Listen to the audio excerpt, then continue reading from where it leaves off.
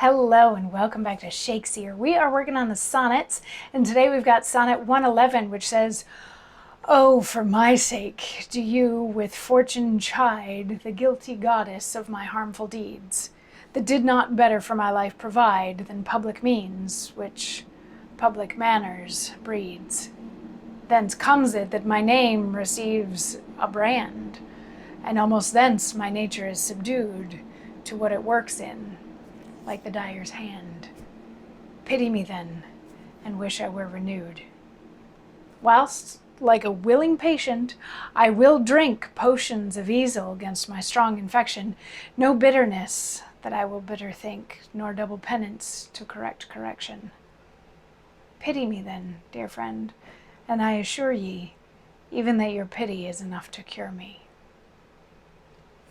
So this one to me is very difficult. And if it was one that I was just looking at by itself, I would probably be totally lost. But looking at it in the context of the couple that have come before it, I can sort of start to ascribe my own meaning to it. And I read a bunch of different interpretations of this one because there are a bunch of them out there. There are some people that say that there's evidence in this particular sonnet that Shakespeare was a nom de plume, and this might give away which earl it actually was that wrote this because of the whole public means thing, and this earl got a grant from somebody or something like that, so a public payout would be the public means. And then there's other ones that are still talking about the fair youth and all of that sort of stuff.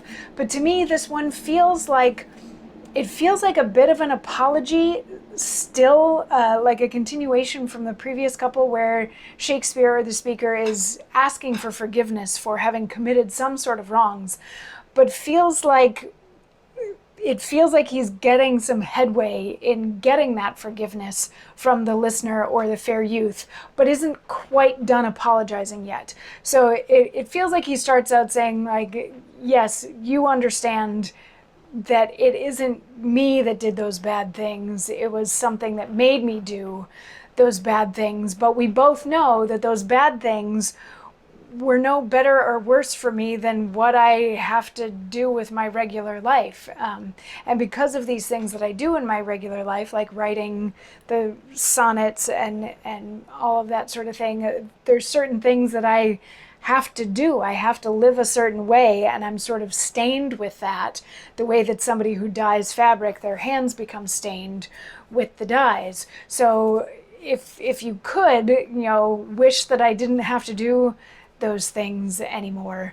And then in the last, or the third quatrain, to me anyway, he's saying, I'll do whatever has to be done to rid myself of this guilty goddess that made me do these terrible things. And I won't complain about whatever kind of medicine I have to take. Give me the bitter pill and I'll swallow it, and I won't even complain that it's bitter, because really just the fact that you feel bad for me and empathize with me is enough to set me on the right path again. So I don't know if that makes any sense to anybody else, but that's sort of the way that I'm taking it.